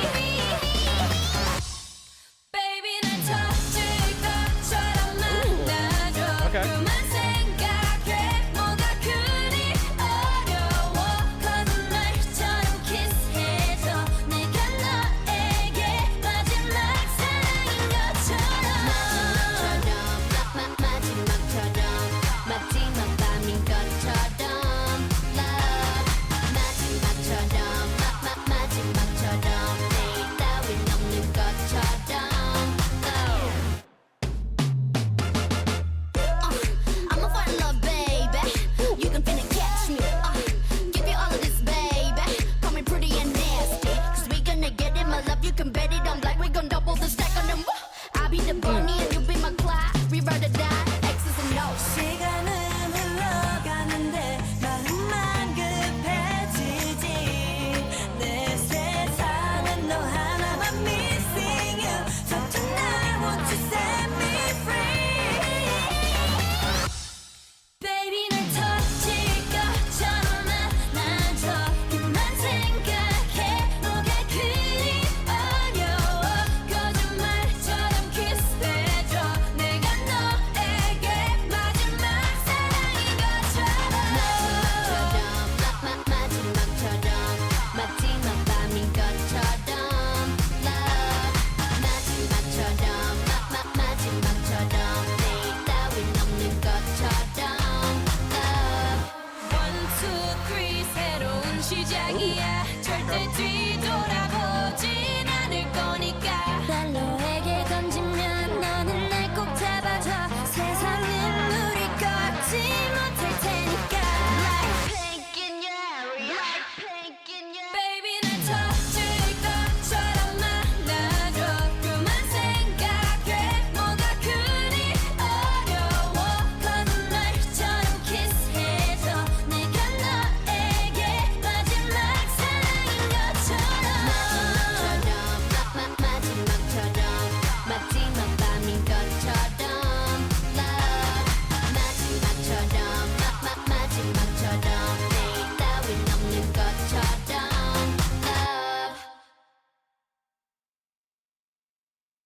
All They right. spelled love at the end. It's cute. This is as if it's your last from Blackpink. If you're hanging out in your area. Sorry, shouldn't have made that joke. um, this song was probably my favorite so far. Really, really enjoyed this one. Loved the like 80s, like the 80s pop synth vibe that this song has. Really, really nice. Obviously, I feel like it is very telling of like more current K-pop music, which is awesome. I also really enjoyed Lisa's rap. That was probably my favorite part of the song. She just went in. She ate, you know. So I really enjoyed that. I think just her flow is really great. Again, her tonality is like always stand out to me a ton. And I don't know who followed her in the pre-chorus, but I also really enjoyed their vocal as well. She kind of had like the wavy hair. I think Rose. You would have to I'm gonna show me the part, but I think Rose. It is. Let me see. Yeah, it's whoever. Oh, Jisoo. Jisoo. Oh, Jisoo. Okay. Yep, it was Jisoo. She was great. She crushed the pre-chorus. Jisoo was great. So those are my two favorites for this song, at least. But yeah, I love the like melody choices. I thought the choreo is really cute as well. As well as that, just was really, again, the melodies really stuck out to me a lot in the song, along with the rap. So yeah, this one is high up there for me, certainly. So great track. Yeah, this song is very I feel like it's so overstimulating. I think Okay. if I like listen really closely and watch, I think like visually and like auditory stimulate, there's like so much going on. Yeah. Especially Okay. watching the video, like the sets are so loud and there's so much moving stuff in the background and like moving pieces and crazy outfits and I don't know, crazy flashing colors It's and very bright. neon. Yeah. Yeah. It's Yeah. very loud and very extra. And then also like listening to the song, there's just like a lot of I don't know, like it's based around like this 80s style synth, right? Obviously, but there's so much I don't know extra stuff going on in the instrumental. I really like it, especially I guess my favorite part of the song, which I don't know if is a weird choice, but at the very end in the choruses where they do the I guess it's like the second part of the chorus, right? Because it's a 2-part chorus. There's like a pause break in the instrumental where there's like a delay where there's like a vocal sample that just goes, yeah. That is You know what I'm so talking about? specific. Yeah, I know what you're talking about. But it's in every measure or every bar. I don't know why. I think it works really well because it fills the gap that they leave. Yeah. It's like yeah. because they do like 1, 2, 3, yeah, dun, dun, dun, yeah. It's on the I don't know third why beat. Yeah. it works so well with the rhythm. I don't know why. I just think it adds a lot to the end of the song. I agree. I like that. Therese, your thoughts? It's got a funky little beat going on. It made me happy. It made me stimulated. I enjoyed that. I think this is the most like girl groupy song that the biggest K-pop girl group has ever girl grouped. It's very on the rails. Yeah, I do appreciate it in their discography. It's not like super cute, but it's also more cute than their typical sound and their typical like style. For some reason, every time I hear this song, like I know this song, but I never expect the drop to be the drop. I always expect like the Boombayah drop. And maybe it's because of the rhythm that they use. Yeah, like that's it's fair. the same sort of rhythm, but I always expect like Boombayah, and yeah, I think it's the rhythm because they start out with the exact same rhythm. I'm pretty sure. Ah, yeah. But I think it's cute. I think it's fun. I think they all sounded great. Like, I think there's definitely some songs that certain members stick out more than others, but I think in this song they all stick out really well. Um, maybe that's just as they mature and as they're getting into their individual styles, it shows more. But yeah, fun. I also like that Jenny had her own ice cream truck. That's pretty sick. Foreshadowing. Oh, I was gonna say I know Somi just dropped this song called Ice Cream, so I would assume Which is Hmm. hilarious. which Which is is very hilarious, funny. which is very very on brand a little bit considering they're part of the same label. So Yeah. Oh, you just wait.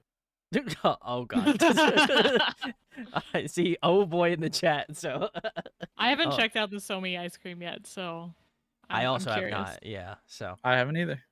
oh man, I'll have to check it out at some point then. All right. So I'm sorry. Anything No, else? I was gonna say anything else. Okay. So our next, we're hitting a little bit of a deviation here, and we're doing Blackpink's stage from the 2017 Gayo Daejeon Ooh. awards or performance of So Hot, the Black Label remix.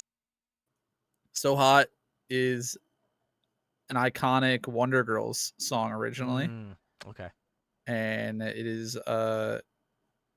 Blackpink's performance remix of that, which I think was a very well received stage and talked about quite a bit. I remember seeing it around a lot, I guess. So Very nice. that's All all right, I cool. got. Let's go. Let's get into it. And you have not heard the original, I don't I think. have not. But No.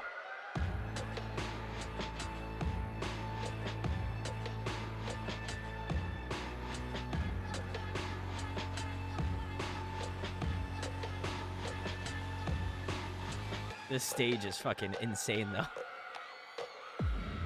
So much red.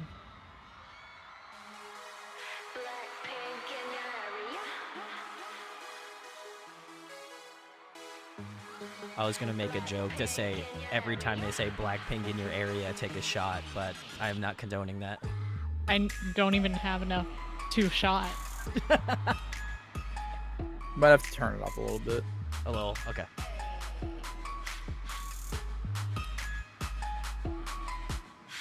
왜 자꾸 쳐다보니 왜 내가 그렇게 예쁘니 이 아무리 그렇다고 그렇게 쳐다보면 내가 좀 쑥스럽잖니 Why you wanna do that? 내가 지나갈 때마다 고개 돌리는 남자들 뒤에서 느껴지는 뜨거운 시선들 어떻게 하면 좋을지 I'm so high 난 너무 예뻐요 I'm so fine 난 너무 매력있어 I'm so cool 난 너무 멋져 I'm so hot A little bit of black with a little bit of pink but ain't all about this Been living it big Your crib could fit in my crib Pretty as Don't gotta say no more Look at my face and they know They've seen it before Oh, made it to vote Put that pop back and pop at the top What we rock, they all rock Had to stop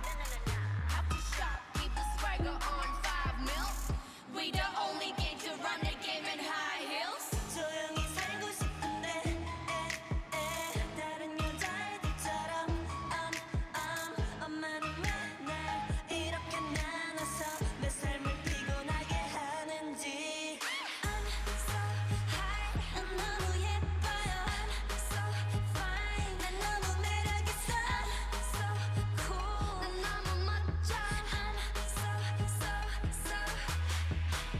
so high 난 너무 예뻐요 I'm so fine 난 너무 매력있어 I'm so cool 난 너무 멋져 so All right. Cool. That was So Hot from Blackpink. I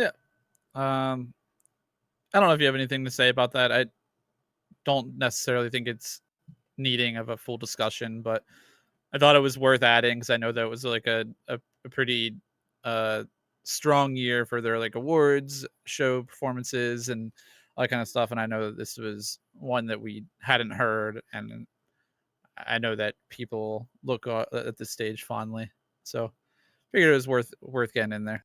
Did the original artists listen to this? Like, see this? I don't know if they were like at. I'm sure they did. Wonder Girls, I would imagine. Yeah. Okay, I was just curious on like what their reception was of it. I feel like most people in the K-pop industry saw this probably. And Wonder Girls is like, they're not. We're too far off. of Yeah, Blackpink. they're only a couple of years. They were still active a couple of years prior to Blackpink, so Oh, it's not like they're like a '90s group. You know, Sure, Sunmi sure. was in Wonder Girls, Oh, okay, cool. so nice. yeah, it's all very relatively close to there. So Hot was an older song. It did come out in 2008, I believe, though. Oh wow. Okay. 2008 Wonder Girls. Yeah. That's crazy. Yeah, major takeaways is they are so hot. They are so yepu or pretty. I really liked Lisa's rap. I agree. I'm gonna retweet Therese.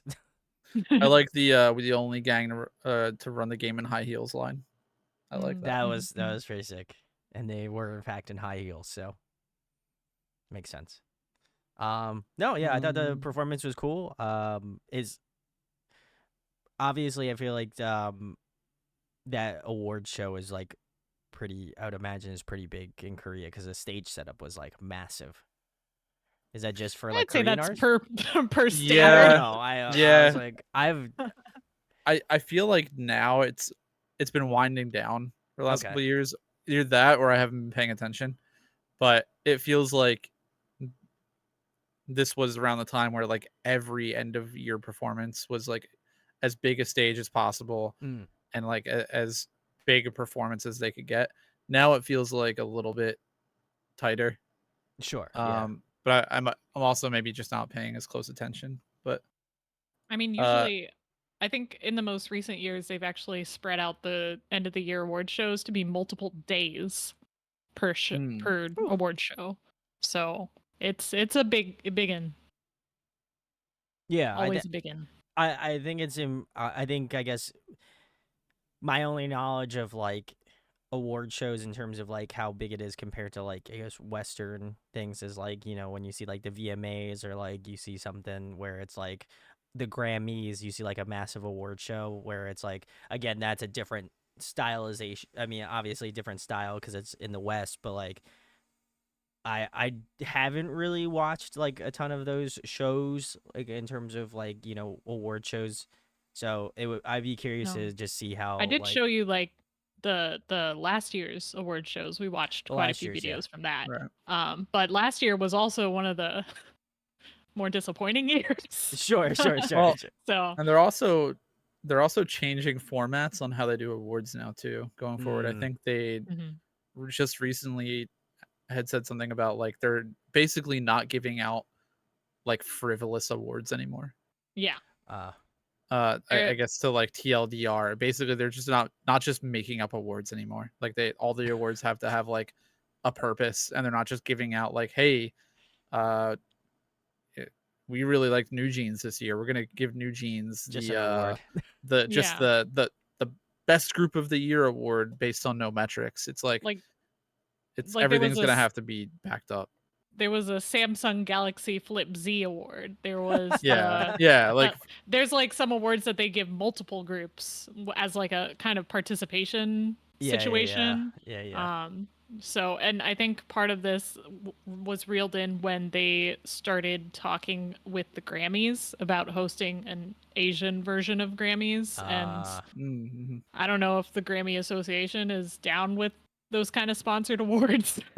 So yeah, and also it was getting out of hand where I think there was one awards like one show that was giving out like 10 day songs.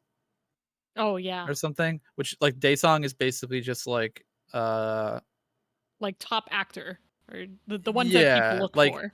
like movie of the year Yeah. or God. artist of the year. That's like a day song, but they were just giving out like tons of them. That's Like for crazy. it just seemed like I don't know, just like Yeah, that it seems was a weird. little extra. Yeah.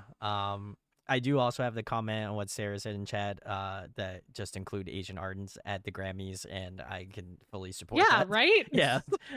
You would think that would Well, be And, easier. you know, as a person of Whatever. Asian descent, I could fully stand by that. Whatever. I do I think think I was gonna say, like, I think a lot has changed, especially in the past like 5 years, surrounding K-pop, that it's hard to sort of factor them into the equation. So I don't think it's bad to give them their own award show to go crazy on. I do think that, like, especially some of the songs that were meant for America should be considered for American award shows, but maybe that's just me. I guess my perspective on that is that I think obviously since getting into K-pop and like obviously there's a lot of like K-pop groups that have, obviously rose in the ranks of being very popular, not only groups in Korea but like obviously globally. We even have K-pop groups that are in like Lollapalooza, like Coachella, like I'm saying like there's clearly groups that are on that sort of level or that level of stardom that I feel like obviously a massive artist here in the States is equivalent to, if not like, maybe the Korean artist might even actually be larger in terms of popularity, but like obviously people like K-pop. It seems like a very large genre that doesn't seem to be going away and just continues to just snowball. So I just think, obviously I don't even watch the Grammys, so I have no horse in this race whatsoever. But I do think it is like, I think it is important to show it off. I mean, like obviously, you have like Latin artists like Bad Bunny that is like massive, and Mhm. like again, he is an international artist as well. So like, I mean, there is a level of popularity that I feel like, obviously the Latin community gets, which is great. But I also feel like it's, there also is a level of popularity amongst like K-pop. There, certainly, I I think that the way I see it is the Grammys have sort of been pressured into including K-pop, sure. or they probably feel like they've been pressured into including K-pop, which I think they should include K-pop. Mm-hmm. But along with K-pop, you also have to include like other music that's really popular in the world as well. Like you Agreed. need to include J-pop, you need to Yeah. include C-pop, you need to Yeah. include all the types of different pop that exist Across the all world. over Yeah. across the world and all different types of music. Just like they include like Latin pop and Latin music, but I think they do that primarily because it is such a large populace in the US, Sure. Sure. Sure. and there's such a market for it existing in the US, and I think that's why they are also wanting to do K-pop now, because K-pop, I think, second, it's US is either the second or third largest market for K-pop. I forget. Makes sense. Yeah. But the US is a huge market for K-pop, and I think that's why they are wanting to try to include some K-pop, which I think is great. And I also think that them wanting to do their own K-pop specific award show is also fine because Mm-hmm. it's different. It's like a different industry. Because then really, then mean? it can include all of the others, like Asian based Right. genres. It's hard to call them genres because they are essentially like idol music itself is a genre, and then there's a bunch of other music that's created in Yeah. Japan and Because Korea and there's everywhere. only so many performances and so many awards they can pack into a Right. worldwide show of the Sure. Grammys Sure. that is one night. And if you Mhm. say like, oh, Asian, and then the award for the best Asian music video or something goes to TXT or something, and then you're lumping in Sure. all these Yeah. countries Yeah. with their own individual identities and their own styles of music into one representative, and then everybody loses. So I Oh, think for they're sure. best off letting Asia or Korea or whoever is trying to get their own separate Grammys I think that's a good idea. Mhm. And I Yeah. think that they should continue having representatives or having like representation of these And they markets will. in the Grammys. Oh, And yeah. of course they Yeah. will. Yeah. If you see like who performed last time? Stray Kids? Oh, Was it? was Or it Stray Kids? TXT? Yeah. I I think forget. so. Yeah.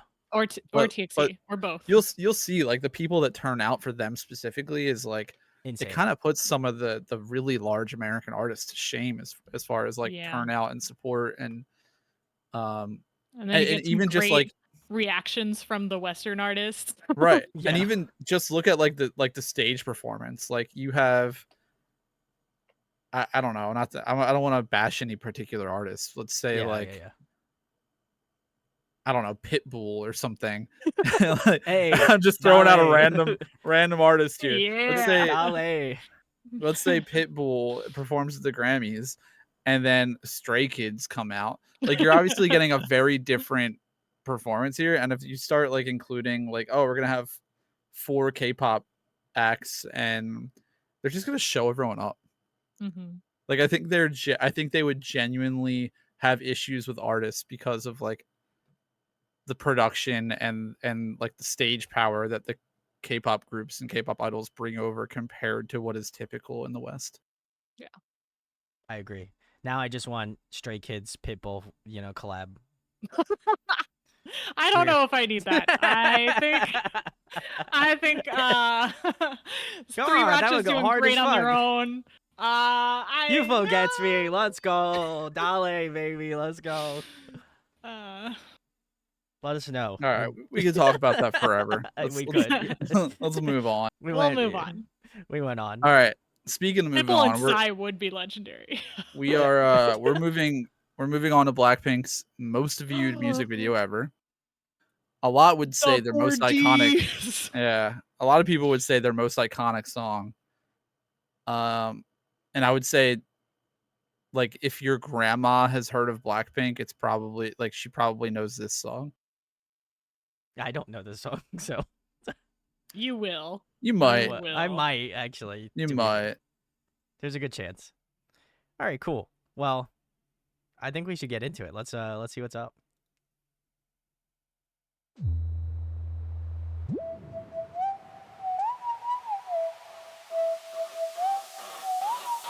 Blackpink.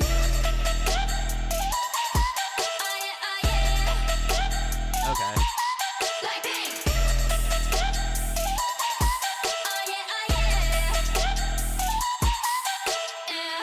착한 얼굴에 그렇지 못한 태도 간녀린 몸에 쓱 가려진 볼륨은 두 배로 거침없이 찍힌 굳이 보진 않진 않지 Black 하면 pink 우린 예쁘장한 savage 원하던 대놓고 뺐지 너무래도 칼로 무배기 두 손엔 가득한 fat checks 궁금하면 never fact check 눈 높인 꼭대기 물 만난 물고기 좀 톡해 난 toxic 유혹해 I'm foxy 두 번 생각해 흔한 남들처럼 착한 척이 못하니까 착각하지 마 쉽게 웃어주는 건 날 위한 거야 아직은 잘 모르겠지 그저 원하면 test me 넌 불 보듯이 뻔해 만만한 걸 원했다면 Oh wait till I do what I hit you with that do-do-do-do I definitely heard this chorus.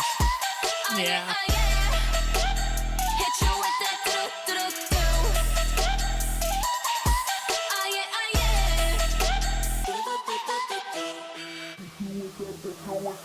Blackpink 지금 내가 걸어가는 거리 Blackpink four way 사거리 동서남북 사방으로 running 이는 버킷리스트 싹다 버리 널 당기는 것도 멀리 밀치는 것도 제 멋대로 하는 bad girl 조건 싫어하고 누가 뭐라 하던 with a bass drop it's another banger 두 번 생각해 흔한 남들처럼 착한 척은 못하니까 착각하지 마 쉽게 웃어주는 건 날 위한 거야 아직은 잘 모르겠지 굳이 원하면 test me 넌 불 보듯이 뻔해 만나는 걸 원했다면 Oh wait till I do what I hit you with that do-do-do-do Oh yeah, oh yeah Hit you with that do-do-do-do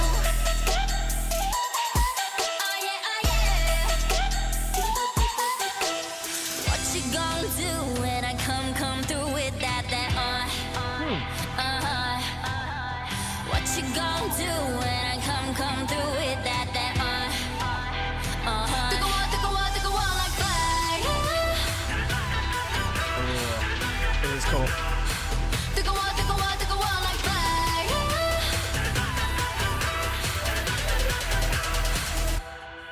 Like pink.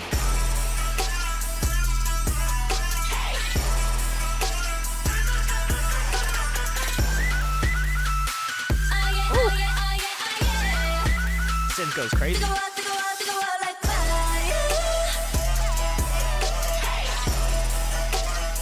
뜨거워 like fire. Hit you with that do.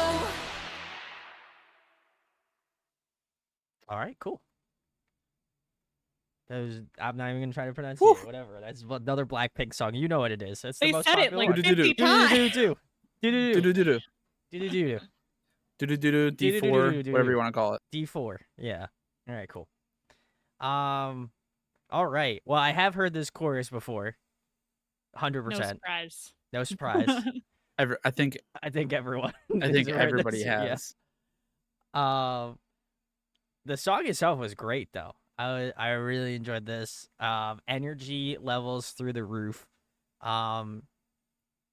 I feel like again we probably had heard it at K-pop night, but I feel like this song goes incredibly hard, and I feel like it would go incredibly hard live. So I'm gonna give it the kudos. Man, this was like I liked probably my favorite part of the song was the bridge. I like that bridge section. I like how it opens up the song that much more. But that ending, like I guess is a YG festival at the end of this song, was very interesting. I know Alex had mentioned before that Teddy loves the Phrygian scale, but man, that man was like yes and hit everything with Phrygian scale. Because there was a ton of moments where I was like, is he doing it again? But like with a different like synth, and like the melody choice was different, but also the same. So I was very impressed by that. I like that. I would probably say so far that's my favorite YG festival like moment. Yeah. But as well as that, I'll also give a shout out to Jenny. That rap section. Oh, crazy. So good. Favorite part of the song. 100%. So Yeah, that Jenny rap goes hard. Insanely hard. Yeah. There's something about like Jenny on a bedazzled tank eating like throwing popcorn into her mouth, My which God. is just like the most hard. like yeah, it's just like huge badass energy. Literally, if you looked up the definition of hard in the dictionary, it would just be a photo of Jenny on top of that on the bedazzled tank. On the yeah. bedazzled tank, yeah, for sure. Yeah, she commanded that energy, and you know, she delivered. You know, as the kids say, she ate and left no crumbs. That is how the kids would say it. The kids say that. Yep. I'm not They a kid. don't anymore now, though. They probably don't anymore. Yeah. That was the end. Yeah. I just see Brandon signing out. So I think what I really obviously like the song itself is just really well produced, and I think it stands the test of time very well. It still holds up super well. It's like the hard-hitting 808s, it's the really strong rap verses, it's like the catchy pre-chorus, and then just like the really easily like digestible hit you with that do. It's so easy to like yell at a concert. It's so easy to repeat like in your car, show it to people. It's very digestible, and I think that's why the song has done so well. Not to mention the music video budget is crazy. It's visually very stunning. Yeah. The girls all have their own individual sets that I think are really impressive and crazy. Like Lisa's set in that room with like all the like she has the Blackpink katana. Yeah. Just like I wonder how much that's worth now. Billions. Yeah, it's gotta be. Yeah. Like Rose swinging from that like chandelier swing thing is really cool.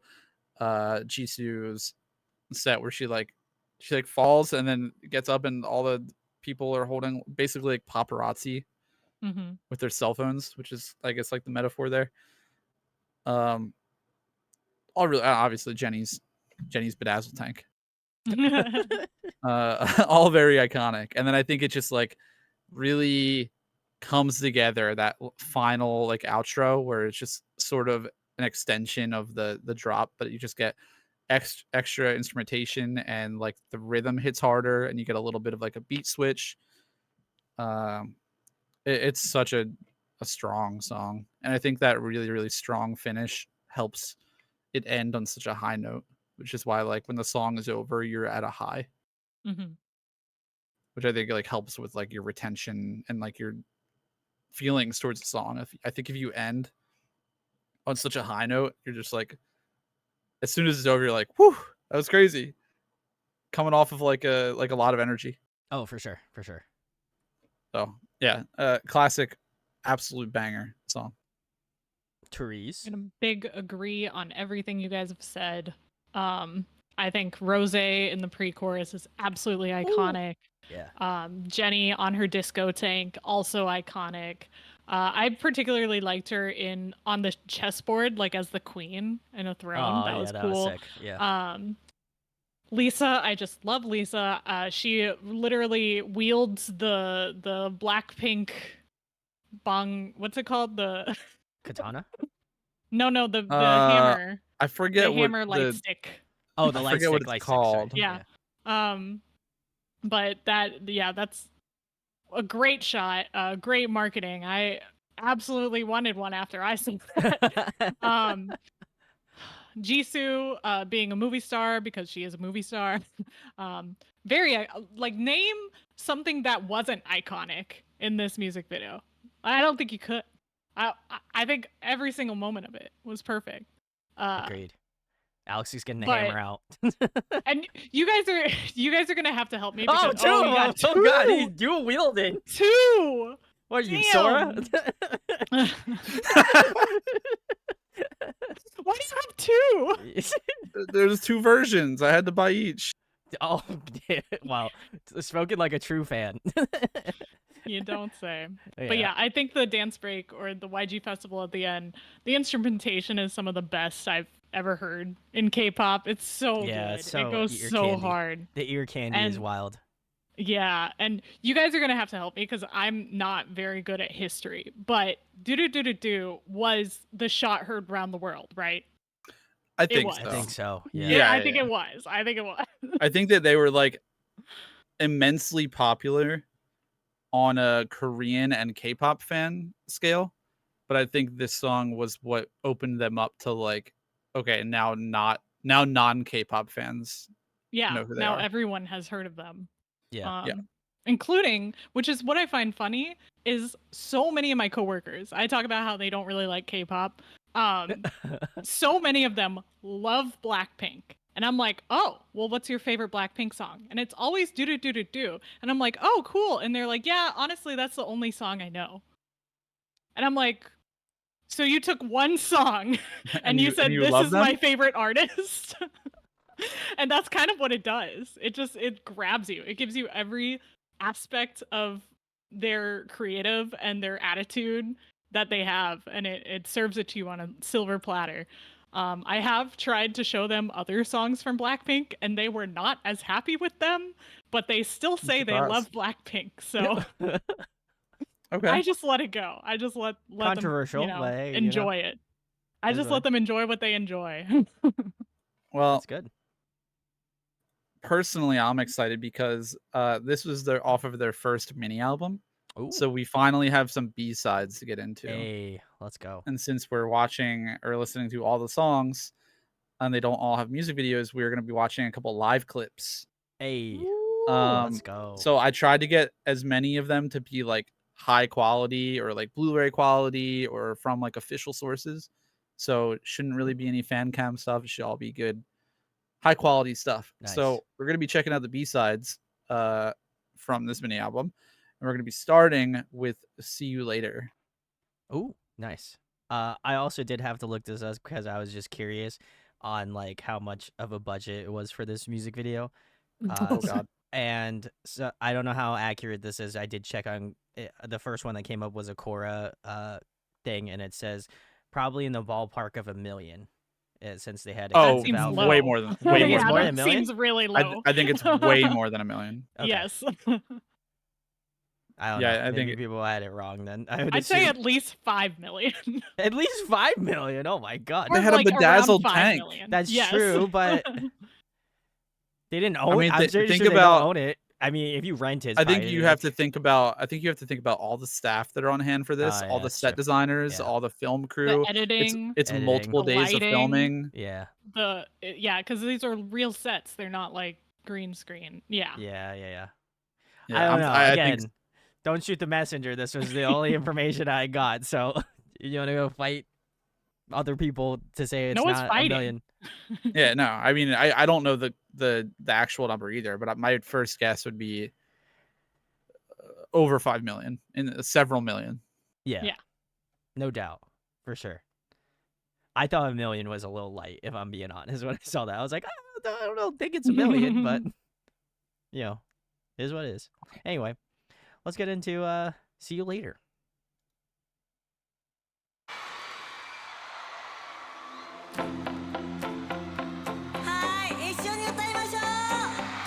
And this is, by the way, from a Japanese concert, but is the Korean version.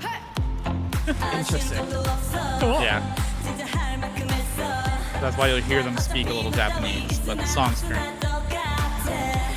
매번 약속은 번복 또 쓸 수 없이 반복 너는 남자 딱 그 정도 내 맘 다 줬지만 no 빈간통 같은 네 story 제일 끄적해지는 소리 정신을 차리고 보니 네 모든 게 오들거려 널 버려줄게 recycle 네 옆에 그녀는 바보 오늘 난 빠르게 I don't want you no more Hold up 영원할 거라 했어 근데 결론은 do you messed up 왔다 갔다 가벼운 난 핑퐁 난 지금 너를 찾는 거야 딩동 Player you ain't no setup 잘못 골랐어 내 말은 바라보 위에 뻗들어져서 해 영웅 bar but you don't See you later boy see you later See you later boy see you later later See you later boy see you later Woulda coulda shoulda didn't See you later boy see you later See you later boy see you later later See you later boy see you later See ya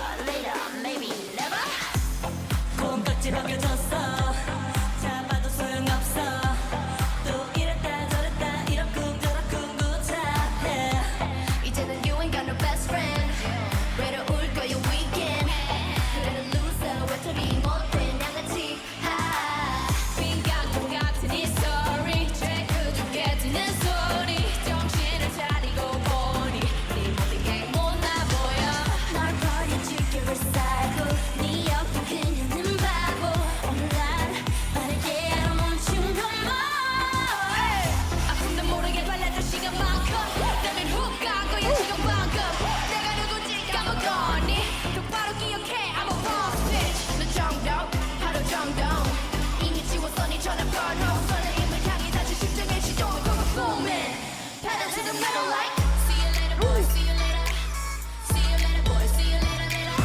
See you later boy see you later Woulda coulda shoulda didn't See you later boy see you later See you later boy see you later later See you later boy see you later See ya later maybe never Goodbye baby 내가 네 곁에 있었을 때 잘하지 왜 Why you wanna go and do that why 모습을 좋아하던 나 지금 실컷 보고 잘 기억해 Bye bye bye bye bye See you later boy see you later See you later boy see you later later See you later boy see you later Woulda coulda shoulda didn't See you later boy see you later See you later boy see you later later See you later boy see you later See ya later maybe never All right, cool.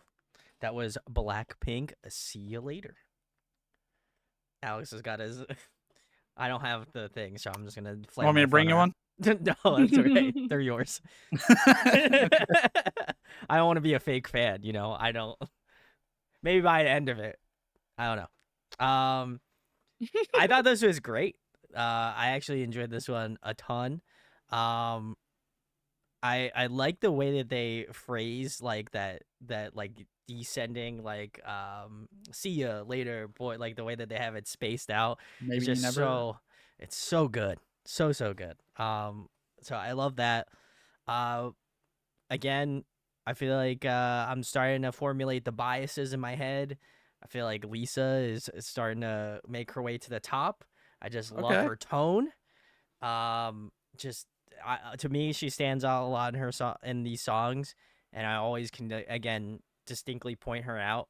So I feel like to me she's again rising to the top. But I also gotta give Okay. a shout out to Jisoo. I thought she had some really great vocal parts in the song as well too. More specifically, I think it was in a bridge section where she like Yeah, she has basically a jumped. deeper She tone. has a deeper tone.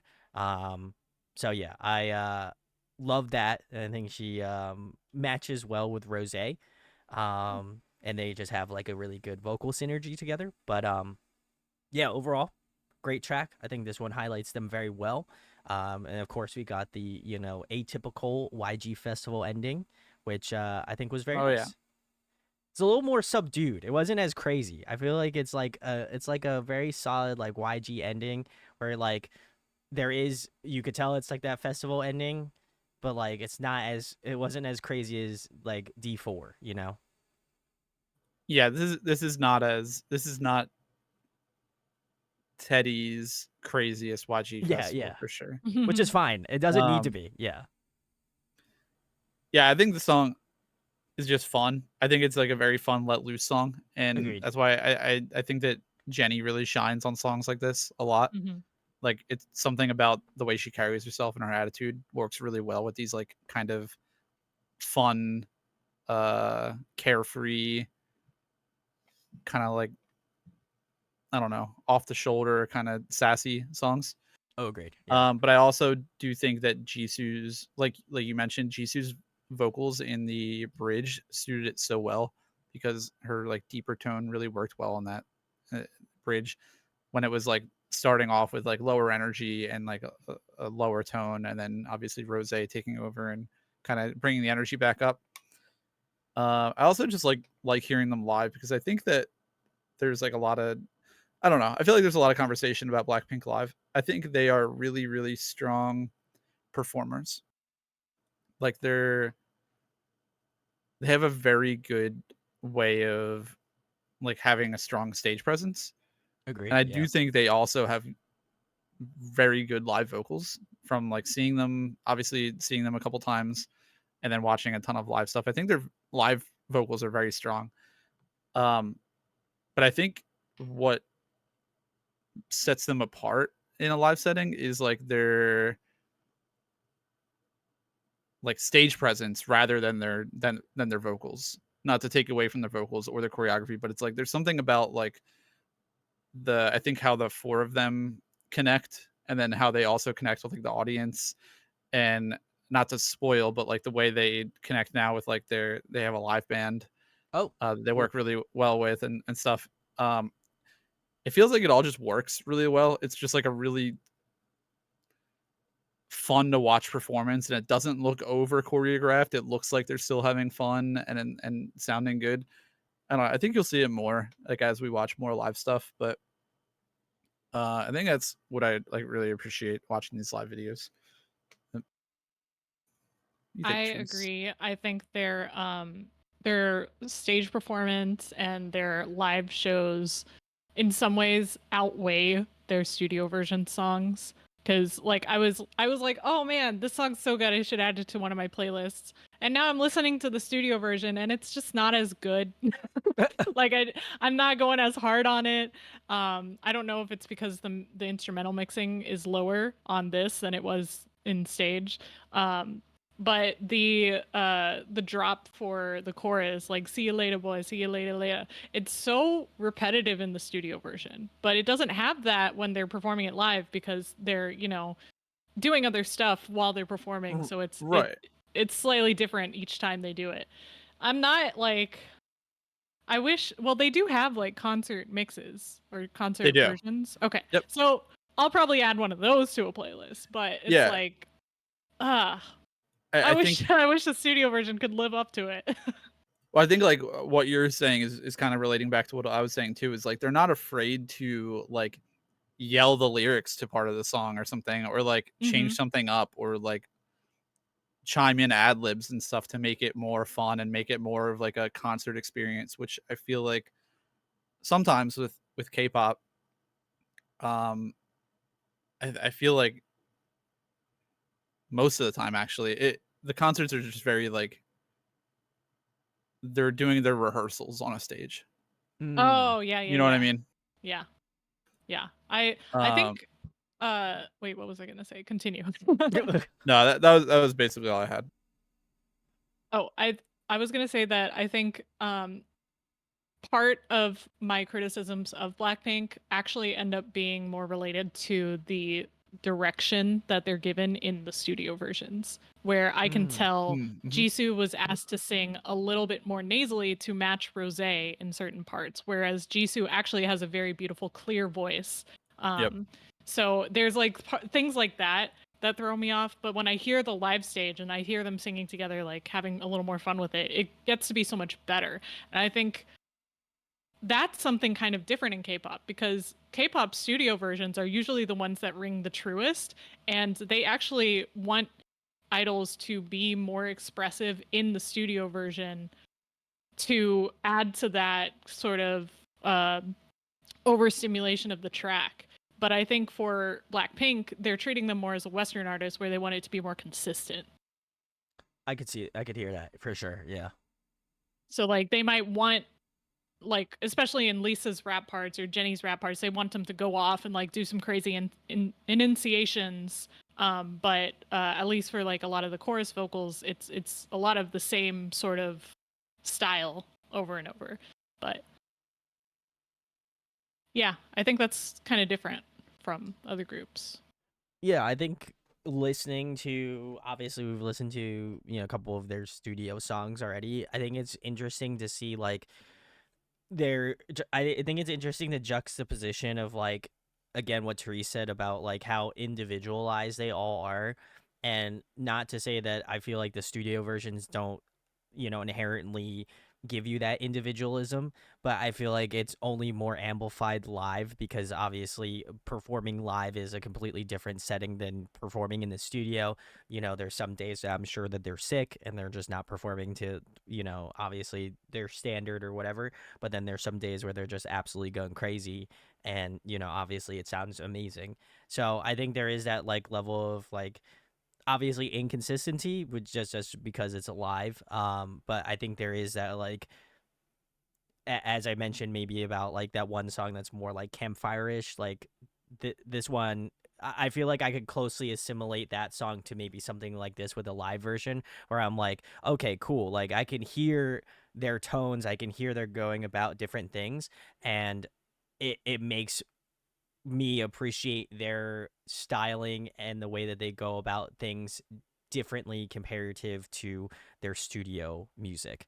And that I think again gives them a different voice or a different like flavoring to how they approach performing live versus maybe again the studio version. And that is again not to discredit the studio version. I love listening to the live version and then going to listen to the studio version, because if anything I feel like it gives me more appreciation for like the studio version. I'm like, oh shit, this sounds really good, but like I'm like, damn, the live version also cracked, also very good. So I like the combination of those two things. So um that was my 2 cents, but very good, very good live song. The next one it looks like Yep. we have is let's see. Is It it in your is Forever Young. Forever Young? Okay. Forever Okay, one Young second from for okay. can we pause for 1 second? Yes. Cool, cool. How's everyone chat feeling? How we doing? All right, Brandon, you watch the kids. I'm gonna Oh, leave good for a one. second too. I guess I gotta watch you guys. All right, cool. University, hello. How's it going? I know, I gotta watch all you kids. It's crazy. The OGC is in the house tonight. This has been very fun. Just it has been fun. Jacob Maniac, I didn't make a comment on it. Have fun at ATs. I'm very jealous. I'm excited to I don't think I'm gonna be able to see him around on this tour, but have a blast. CC, a comment on what you said earlier. I hope you get to go to concerts. Hopefully, strike up the courage to go out to shows. It's always fun. Love seeing a live performance. Therese is back. Been having a good time. Love the girls. Can't wait for them to come back next year. We did see that, so I'm sure Alex is gonna get many tickets. Potentially. All the tickets. All the tickets. He's like gonna be Oprah Winfrey. He's gonna be like, peek under your chairs, guys. I got you a BLACKPINK ticket.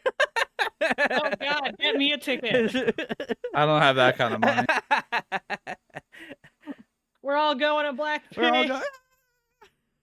Woo! Let's go.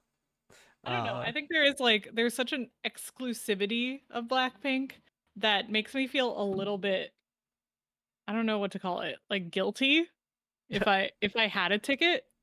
Oh no. Because there are some fans that are so diehard for Blackpink and still aren't able to get tickets because it's so hard.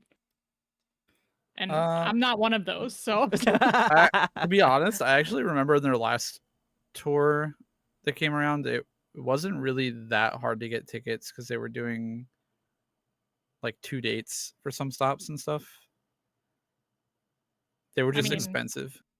Yeah, I'm sure. I'm in the South. It's always hard. Okay, yeah, that's fair. Yeah, they never come to Florida. Nah. Damn. Yeah, no. It's gonna be interesting. Youthful says, YG groups being active at the same time, are active at the same time in 2025. That is crazy. Yeah, it's 21 coming back. 21 coming back, yeah. Akmu potentially, very nice. Oh, I was wrong. I guess Blackpink is going to Miami. Oh, it's not too bad. Oh, we'll see. We'll see how much money I have. Miami? That's random. Is it? Miami. I mean, for if you're thinking of like what normal stops the K-pop groups go to, yeah. I'd say Miami is up there. I thought it was always Atlanta if they were going to the South. Yeah, they usually they'll usually either do one or the other. Never both. Never. I was gonna say that seems about right. Yeah. But okay. Florida does have the third most population state in the country, so they should. Yeah, they people should go forget to Florida. that. They always leave out Florida, and then but it's all retired people. Atlanta's always like a 6+ hour drive for us. So listen, all the old people will be pulling up for D4. Maybe I'm wrong. I don't know. All the odd. But yeah, there's a ton of like older K-pop stands, a ton of retired K-pop stands. That's true. Yeah. We're getting Blackpink before GTA 6. That'd be crazy. What a time. All right, cool. Well, this is Forever Young, so let's keep it schmovin'.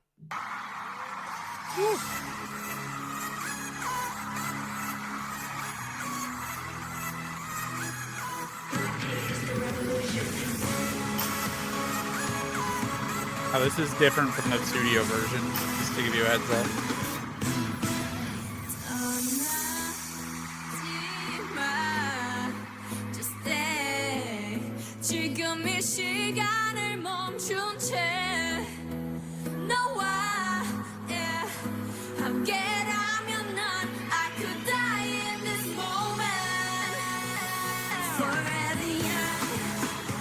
Oh, I have heard this before.